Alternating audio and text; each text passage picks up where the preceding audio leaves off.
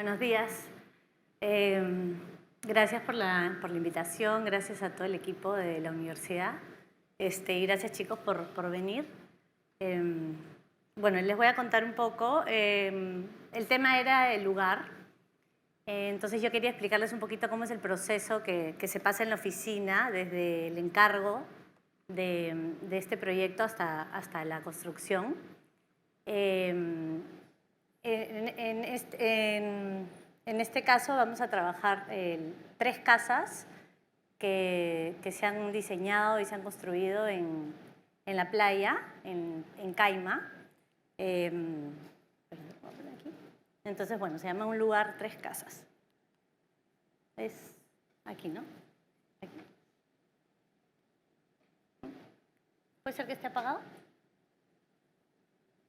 No veo los numeritos como el otro día.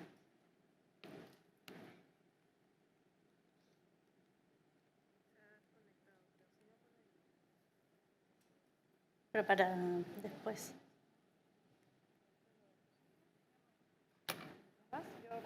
Ya. Ok. Entonces, bueno, el lugar es en el kilómetro 97, en el sur de la Panamericana. Se encuentra esta playa que se llama Caima. Esta urbanización, esta es un poco la imagen de lo que hay hoy en día. ¿Esa? Ya.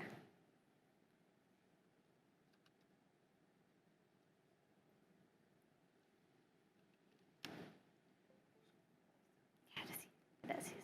Ya, ahora sí. Ok, ya. Entonces empezamos de nuevo. Ya, el lugar. Son 3 casas que se han diseñado en este condominio de playa que se llama Caima. Caima está al sur de Lima, en el kilómetro 97, y es un condominio que se hace en los años 80, donde no había nada ahí.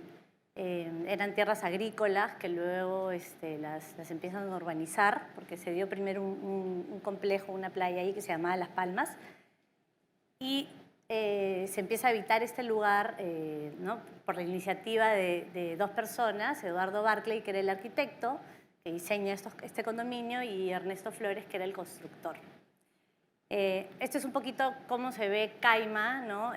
Bueno, Asia en general hoy en día. Caima es la que está aquí, ¿no? Y se ve como de alguna manera el lugar te da ciertas pautas, pero también no hay porque si te das cuenta las urbanizaciones son muy distintas, y eso es un poquito de la mano de ahí el arquitecto y cómo ve de transformar el lugar en este lugar habitable, ¿no? Entonces, bueno, esta es la urbanización. Primero se inicia con estas 3 primeras filas, que era la urbanización inicial. Estos son los 3 proyectos que vamos a enseñar. Y el lugar, de alguna manera, le dio ciertas pautas a Barclay cuando hizo el condominio. Generó una primera fila de casas que eran un poquito más grandes, que eran las que tenían la vista al mar. Luego se generó una segunda fila de casas, que eran casas un poquito más pequeñas.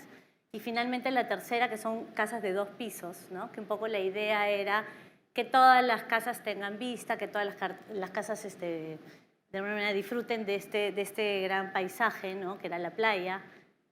Luego crece la urbanización con el espacio de acá atrás, donde ya se empiezan a hacer las canchas, el centro, las canchas, el estacionamiento, el clubhouse, ¿no? Y todo el desarrollo. El terreno inicial eran 10 hectáreas y se empiezan a hacer más o menos en los años 80. Entonces, bueno, un poquito viendo lo que hemos visto en las charlas anteriores, ¿no? Estaba Cristina, ¿no? Un poco con este tema del crecimiento espontáneo, ¿no? De la ciudad. Luego hemos visto con Laura, ¿no? El tema de la teoría, y aquí un poquito lo que yo quiero es contarles el proceso de lo que se hace en la oficina, ¿no? Como desde el encargo, ¿no? Que viene con el cliente, y el cliente viene con estos requerimientos, empezamos a idear ¿no? Cómo va a ser la casa, pero es cuando llegamos al lugar, ¿no? El que nos termina de dar un poquito todas las pautas de lo que hay que hacer, ¿no? Hacia dónde queremos abrir las ventanas, cuál queremos que sean las visuales, por dónde viene el sol, por dónde viene el viento, Y este condominio, que es un condominio organizado, tiene ciertas pautas, ¿no? O sea, ya, digamos, no es algo... Uno se tiene que regir por un cierto reglamento que te determina la altura de las casas, el tipo de ventanas que tiene que haber, los retiros. Entonces, de alguna manera hay un tema ordenado, ¿no? Hay un orden en este tipo de condominios. Bueno, entonces cuando llegaron Eduardo y Ernesto a esta zona no había nada y parecía como una locura, ¿no? Esto que hablábamos del lugar donde no hay nada, que se iba a desarrollar este proyecto. Un poquito alguien hizo la pregunta también en la mañana, ¿no? de cómo este lugar, cómo sabes que esto iba a florecer, cómo sabes que esto iba a funcionar, ¿no? Hemos visto ahí la imagen de cómo está hoy en día, pero cuando ellos llegaron no había nada. Había sido un terreno agrícola que se había quedado ahí y se estaba desarrollando un complejo que era Palmas y ellos empiezan al costado a hacer este condominio de Caima. Entonces, bueno, las casas, Eduardo Barclay hizo también una especie de reglamento, entonces se empiezan a hacer casas tipo mediterráneo, estilo mediterráneo, con arcos, alturas muy bajitas, eran casas muy sencillas, de bajo costo, con esos retiros, alturas, ¿no? Los tipos de materiales, ¿no? Como les decía, la primera fila de casas bajitas para que no se tapara la vista. Pero igual cada diseño de cada casa era único, porque no eran casas hechas en serie, sino que eran casas hechas para cada uno de los clientes.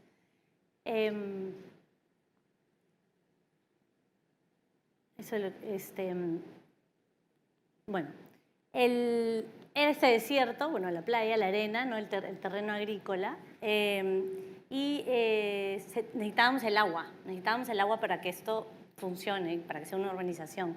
Entonces se compraron unos terrenos en Mala se hicieron unos pozos y se trajo paralelo a la Panamericana por unos tubos todo el tema del agua dulce y se hicieron estas cisternas gigantes en las playas. Entonces, de alguna manera con eso el proyecto empezó a florecer. Otro dato que también era importante era que, claro, empiezan con un grupo de amigos, ¿no? O sea, ellos les pasan la voz a sus amigos y empiezan a comprar las casas y entonces al final, claro, no era que, o sea, había gente que eran vecinos que no conocían, pero en general empieza como una organización de amigos y yo creo que eso también fue un poquito el éxito del condominio, ¿no? Y así también las distintas playas, ¿no? Entonces, bueno, como les comentaba, hay reglamentos, ¿no? No es esta arquitectura espontánea que puedes crecer un piso arriba, que puedes sacar una terraza, cambiar el color, ¿no? Las casas tienen que ser blancas, tienen que tener una terraza, tiene que ser una terraza ligera, tiene que haber un basamento, acá está lo de la terraza que tiene que ser ligera, hay un límite de alturas, hay ciertos retiros, y de alguna manera eso también ayuda a que haya una armonía, ¿no? Que haya una armonía, que el condominio se vea, digamos, ordenado, y que funcione. Ay, pero estoy tratando de pasar por acá. Bueno, entonces, bueno, Caima empieza con este grupo de amigos en los años 80, con estas casas sencillas, ¿no? Con techos de caña, altura 240, ¿no? Imagínense, o sea, no había mucho lujo, la idea era hacer casas que sean prácticas y que sean habitables y la idea era estar en la playa.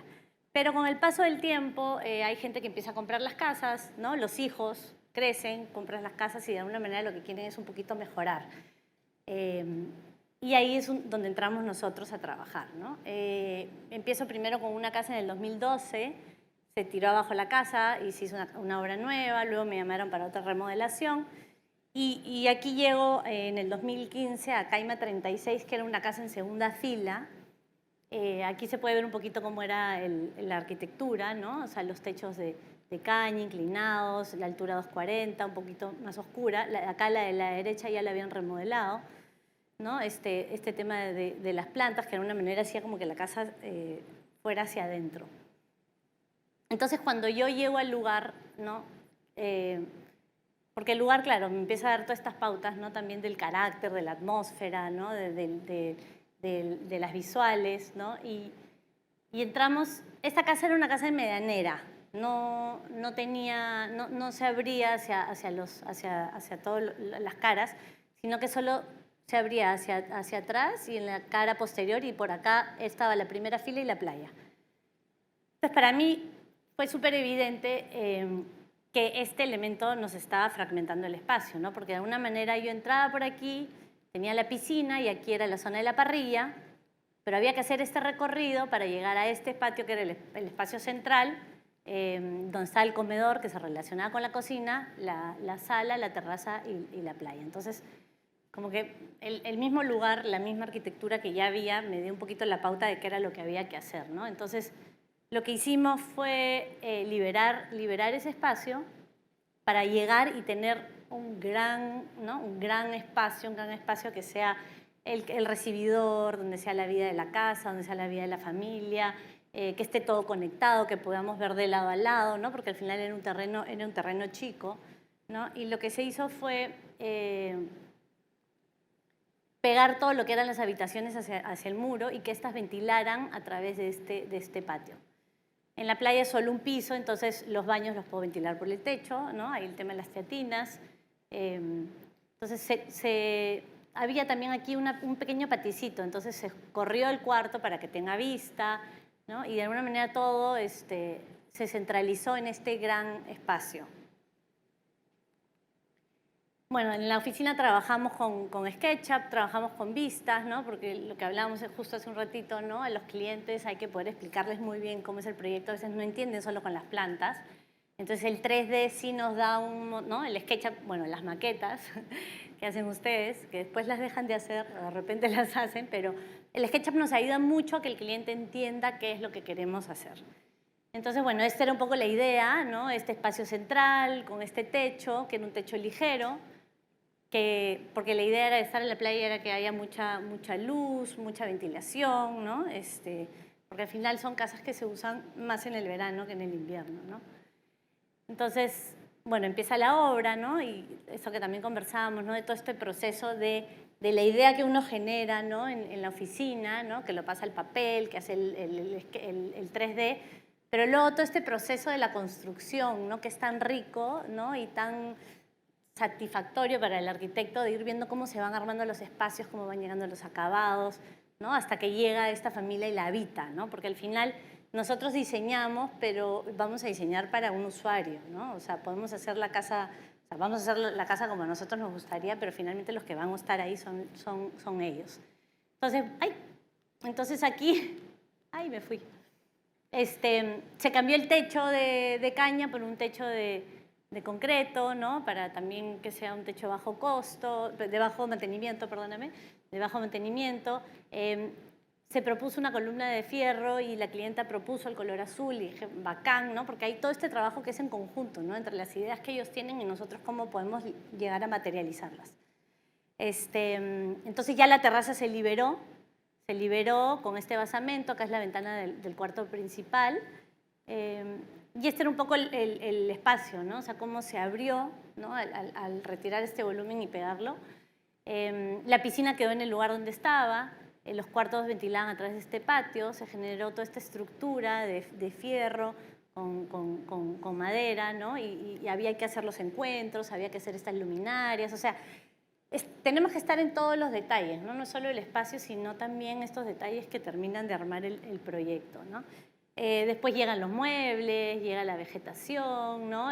La clienta con este detalle de elementos que donde quería poner unas plantas, ¿no? Y de alguna manera este espacio pues, central tenía como que un remate en la piscina y el otro remate hacia la playa. La sala ya no se convirtió en sala, era un estar, porque ya la sala era el patio central, ¿no?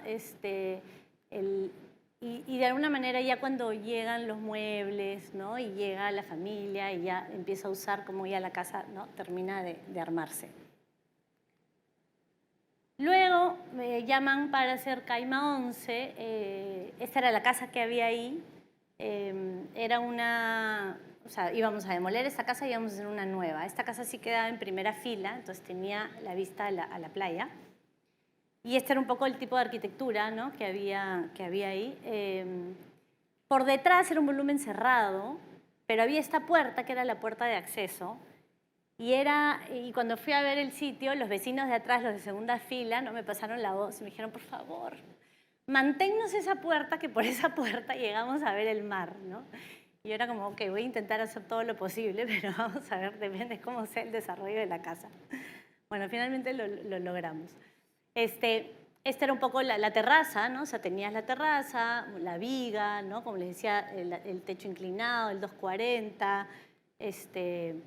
Era una familia que tenía 3 hijos hombres y recibía a muchos amigos de los hijos y me decía, no, acá es el punto de encuentro. Entonces, eso tiene que estar, tiene que ser muy, muy abierto para todos. Entonces, bueno, fue un poco la idea del proyecto, se mantuvo la entrada para los vecinos de atrás, pero la idea era como que entrar y que se te abriera el paisaje, ¿no? O sea, que no hubieran elementos, ¿no? Que sea todo abierto, todo libre. Entonces, tú entrabas y tenías el comedor, la sala que también era y la terraza, una sala con televisión. El cuarto se abrió con mamparas hasta el piso para poder salir directamente a la playa. Había una zona de servicio cómoda, que normalmente siempre también intento decirles eso a mis clientes, ¿no? De hacer las cosas cómodas. La cocina que era abierta, el patio y el cuarto de los tres hijos y el cuarto de ellos. Y otro elemento que es súper importante para mí es el tema del patio. El patio, que es como este elemento organizador, central, donde, ¿no? Es la vida de la casa, donde de alguna manera todo fluye y todo desde ahí se parte, ¿no? Para todos los espacios. Entonces, bueno, estaba este patio. De nuevo, las vistas que hacemos en la oficina, ¿no? Con el 3D. Y siempre hay ciertos elementos que como que con uno se queda, ¿no? Y era este techo, ¿no? Este techo era como el reto, porque eran estas piezas de concreto que íbamos a ir viendo cómo iba pasando la luz en el día, que queríamos que sea luminoso porque iba a ser el patio, ¿no? Organizador de la casa. Y empieza la obra, ¿no? Y ahí es cuando es rico ir a ver la obra y empezar a ver cómo los espacios se empiezan a definir, ¿no? El corredor, las ventanas que tenían que ser rectangulares. Empieza a aparecer esta viga, que era una viga que aparecía por todo el proyecto, recorría todo el proyecto. Y te empieza un poco a enmarcar el paisaje. El techo tenía que ser ligero, entonces, claro, teníamos el techo de concreto adentro y acá afuera lo hicimos al ras en madera, pero, ¿no? Para cumplir un poquito con el tema del reglamento. El basamento, ¿no? La banca, la vista al paisaje, ¿no? Este patio con estas piezas, ¿no? Estoy yo tomando la foto porque la sombra, iba viendo cómo iba haciendo el proceso. Viene Chris, que no está acá, Christopher, y me toma las fotos, ¿no? Y porque también eso ayuda un poco a enseñar cuando hay unas buenas fotos. Entonces, bueno, el patio, la cocina abierta, ¿no? Ya empiezan a llegar todos los detalles y el espacio, ¿no? Cuando el espacio se abre completo, ¿no? De esta sala, ¿no? Y se enmarca de alguna manera el paisaje, que era lo importante, ¿no? La playa, ¿no? Entonces, claro, la nueva arquitectura como que da paso a eso, ¿no? Hacer espacios más abiertos, más permeables, más unidos.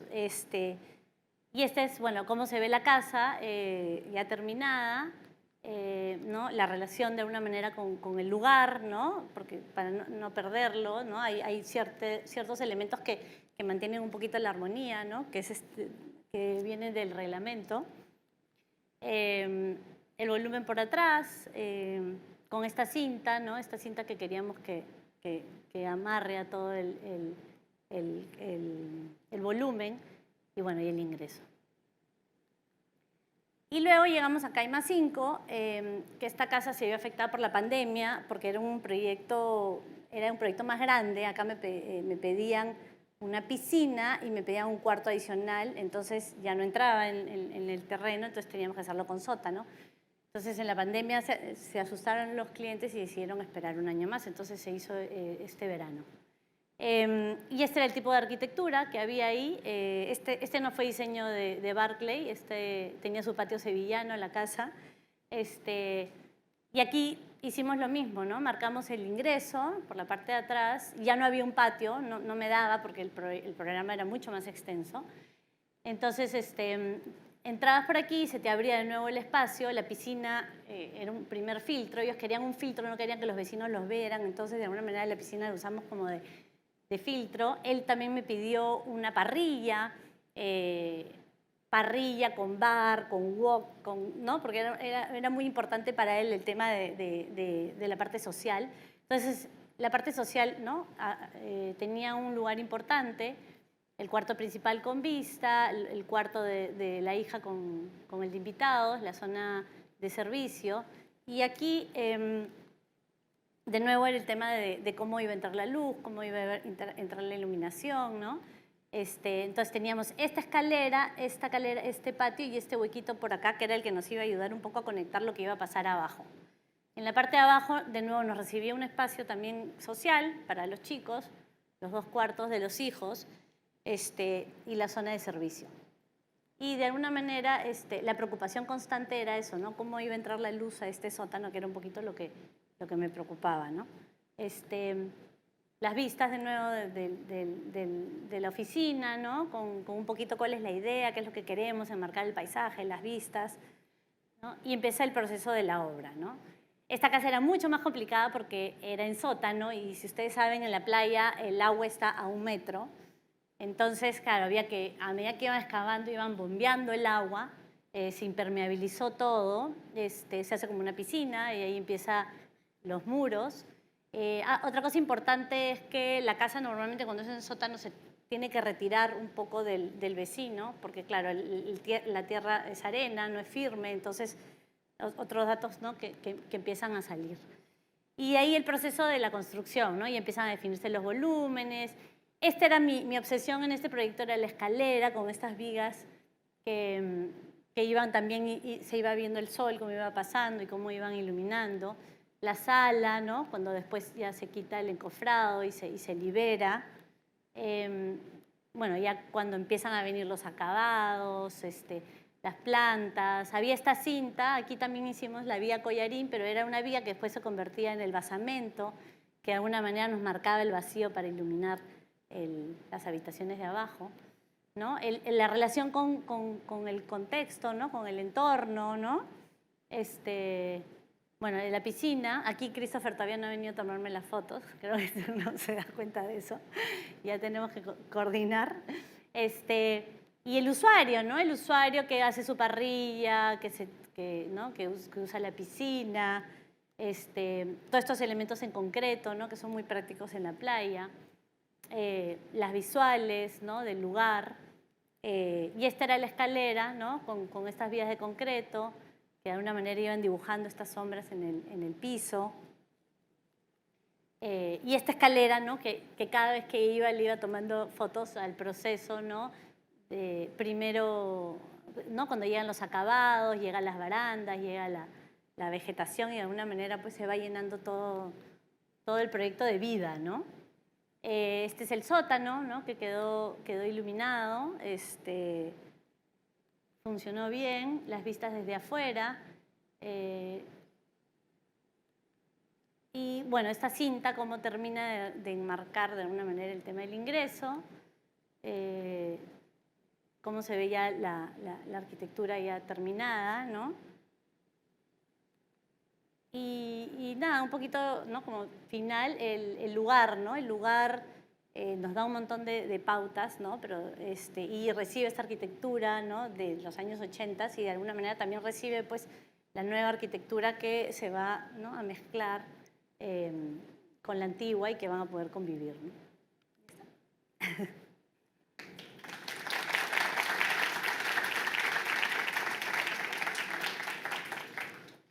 Paso a mi sitio. Sí. Gracias, Valerie. Si hay alguna pregunta del público, por favor, levanta la mano para pasarles el micro. Empezamos con las preguntas del foro. Si bien es cierto el lugar es importante y se ha hablado sobre eso en la presentación, también hay algo recurrente que tocas dentro de tus proyectos. Y la pregunta es, ¿de dónde crees que viene tu interés en la idea de hacer patio? ¿De dónde viene eso? ¿Crees que es algo que aprendiste en algún momento o que viste en algún momento, experimentaste de repente en algún momento y se te quedó grabada esa experiencia sensorial de la luz, ¿no? Hablas del aire, de cómo te sientes en ese espacio, en la sombra. ¿De dónde crees que viene? ¿Has alguna vez pensado eso? No sé si tiene así como un lugar específico, pero uno va recogiendo todas las cosas que va viviendo, ¿no? O sea, de una manera de tu experiencia de chicas, me acuerdo que, ¿no? Además, claro, a medida que van saliendo los proyectos, vas encontrando estos elementos que te gusta repetirlos porque ves que funcionan. Pero sí hay un tema de vivencias, hay un tema de memoria, hay un tema de viajes o de saber mirar, ¿no? La arquitectura, que a veces decimos, ¿no? Uno ve, pero uno también tiene que saber ver, o sea, saber entender qué es lo que estás mirando. Pero no, o sea, ahora que lo pienso, no sé si hay algún sitio así en especial que me haya marcado, pero sí siento que es algo que funciona y cuando ves el resultado final, ¿no? Y ves que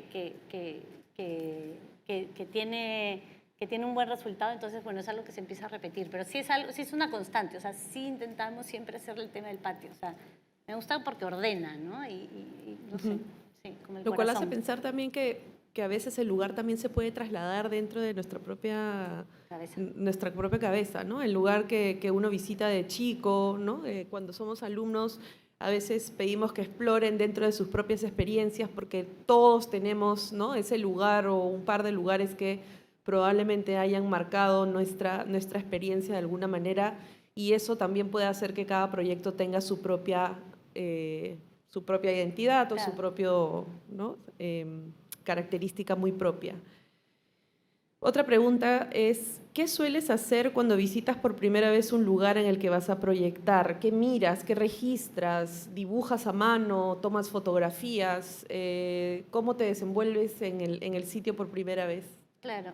Primero, bueno, un tema previo a eso es lo que hablábamos del cliente, ¿no? O sea, de hecho, el cliente te marca un poco las pautas, ¿no? Te dice qué es lo que hay que hacer, porque el programa finalmente viene de ellos, ¿no? Y la conversación que tienes con ellos. Y luego con ellos vas al lugar. Y en el lugar no dibujo, lo que suelo hacer es mirar, como que intento captar todo, intento captar por dónde sale la luz, por dónde sale el sol, qué visuales hay que ver, para dónde hay que abrir, porque claro, ahora en la playa estábamos más limitados porque además era un condominio que ya existía y ¿cómo se llama esto? Y ya digamos, el lote ya estaba dado, pero a veces hay casas de campo en donde el terreno es totalmente libre y ahí hay que ver dónde te pones, ¿no? O sea, si ubicas la casa en este sitio porque quieres ver el cerro o porque el sol, ¿no? De alguna manera intento como registrar la atmósfera, las características, un poquito qué me da el feedback y normalmente lo recorremos con el cliente, ¿no? Y nos paramos por aquí o por allá. Me imagino que Marina después va a explicar también un poco de eso, pero es eso, ¿no? El lugar te va hablando, lo único que uno tiene que hacer es estar bien alerta para captar toda esa información, ¿no? Claro, registrar todas las cosas que vienen desde el cliente, desde el lugar, ¿no? Y realmente el lugar suena como veo gente muerta de la película Sexto Sentido, pero en realidad el lugar te habla, ¿no? De alguna manera. Otra pregunta, ¿el habitar del cliente se vuelve parte de la construcción del lugar? ¿Cómo vives esa parte de tus proyectos? Porque una vez que se termina la obra, se entrega esta construcción que no ha tenido todavía vida dentro, no solamente, digamos, un proceso constructivo, pero a la hora de que la gente lo habita, cambia un poco, cambia esa atmósfera, ¿no? Esa atmósfera Claro. inicial que era obra, cuando uno regresa posteriormente y ve cómo la gente ya habitó el espacio, cómo usó las cosas que proyectaste, ¿cómo vives esa parte en tus proyectos? Sí, sí, bueno, eso también es interesante porque, claro, tú empiezas con el papel y en el papel tienes un montón de ideas, ¿no? Y se te ocurren un montón de cosas, pero finalmente tú la casa la entregas y es el cliente el que va a usarla, ¿no? El que va a habitar y el que la va a hacer propia, ¿no? O sea, ya no es tu casa, es la casa de ellos. Pero en general, claro, uno pasa casi un año y medio trabajando con estas familias, ¿no? O sea, es un proceso largo en donde tú vas a conocerlos y ellos te van a conocer a ti. Y entonces cuando ya le entregas la casa, yo creo que es algo como que ya muy, muy natural. O sea, ya después de todo el proceso de diseño y de construcción que vas a vivirlo con ellos, porque al final, claro, tú puedes querer muchas cosas, pero los muebles los van a poner ellos, de alguna manera, bueno, la decoración, a veces estás de acuerdo, a veces no, pero ¿cómo se llama esto? Pero finalmente es de ellos, ¿no? Entonces, pero normalmente hay una buena relación, se termina muy bien el proceso, ¿no? Me invitan a la primera parrillada o alguna parrillada y ahí usas el espacio y lo vives con ellos, ¿no? Es interesante porque piensas que hay una extensión, pero no, ya llega un momento en el que ahí termina tu trabajo, ¿no? Y ya ahí queda nuestro encargo, ¿no? Nos has contado cómo el lugar nos da pautas en cuanto al reglamento, además en cuanto a las visuales, circulación, entradas de luz. Sin embargo, es interesante cómo los usuarios crean pautas en base a su propio estilo de vida. Claro. ¿Sientes que estas pautas en cuanto a gustos, estilos de vida pueden significar una limitación para la arquitectura? No, o sea, ellos llegan con todos estos requerimientos y tú lo que tienes que hacer es ver cómo satisfacer todas las necesidades, ¿no? Porque desde que ves tele en la cama, ves tele en la sala, te gusta tomar desayuno en tu cuarto, te gusta tomar desayuno o sea, no sé, hay un montón de preguntas que uno le tiene que hacer al cliente, el cliente las tiene que dar y uno tiene como que intentar resolver todas las que se puedan, ¿no? Entonces, como ¿no? El último cliente que quería la parrilla, con el bar, ¿no? Y de alguna manera te identificas igual, ¿no? Porque es algo que este aspecto social, ¿no? Que al final haces la casa para la familia, pero también hay un tema social de recibir, sobre todo en la playa, ¿no? Pero sí, o sea, es muy importante leer al cliente y entenderlo, ¿no? Y vivir con él el proceso, ¿no? Tal vez eso hace un poco difícil también en la carrera de arquitectura cuando hacemos proyectos, ¿no? De vivienda, sobre todo edificios multifamiliares. No tenemos a un cliente, entonces las decisiones que tomamos son entre el docente y el alumno-alumna, ¿no? Falta como esa mirada particular que a lo mejor podemos, no sé, de repente imaginarnos cómo nos gustaría vivir para poder también tener algún tipo de input, ¿no? Porque si no, de repente se vuelve como una arquitectura sin cliente, sin usuario final, ¿no? No nos imaginamos quién podría usar ese espacio. Y cuando salimos, el cliente es el primero. Sí, claro. Y una última pregunta, si es que no hay alguna del público. ¿Alguna vez el terreno y su topografía ha sido un gran impedimento para la elaboración de algún proyecto? Y si es así, ¿podrías dar algún consejo para poder sobrellevar esta problemática? El año pasado que hicimos metodologías, me tocó explicar una casa que era en un cerro con un acantilado. Y claro, habían muchas ideas de lo que íbamos a hacer en la casa y cuando llegamos al sitio había una piedra azul durísima que no había forma de cortar porque queríamos bajar un poquito a la altura y claro, lo que tuvimos que hacer ahí fue reacomodar el proyecto. Entonces, sí, a veces nos encontramos con ciertas limitantes y lo que hay que hacer es replantear, ¿no? O sea, reinventarnos o cambiar alguna cosa, o sea, digamos, no necesariamente lo que hagamos bueno, y muchas veces pasa también, ¿no? Que haces un diseño y cuando viene el presupuesto, el cliente te dice, no, es muy caro, por favor, hay que achicar. Y claro, hay que replantear, reacomodar, o sea, digamos, hay un montón de situaciones, ¿no? El lugar, el presupuesto, no sé, sí, temas que son ajenos a nosotros, pero que de alguna manera tenemos que poder nosotros resolverlo y reorganizarnos y volver a armar la casa, ¿no? Claro, esa es entrega final, cuando uno pone el archivo final, final, final, finalísimo, ¿no? Que en la universidad usamos, eso no existe en la vida real, ¿no? Porque el final, final, final nunca es final, porque en la obra siempre va a haber algo y hasta Exacto. después, ¿no? Entonces, es un trabajo continuo y constante, ¿no? Tenemos una pregunta del público, por favor. ¿Dos preguntas? ¿Qué tal? Mucho gusto. Mi nombre es Fernanda Liagra Tenzani y me gustó mucho el proyecto, pero lo que más me interesaba saber era, de todos esos proyectos, ¿qué era lo que te definía a ti como, o sea, yo lo hice y sé que ese proyecto voy a terminar de entregarlo? Entonces, qué partes de todas esas casas era lo que te representaba? Gracias.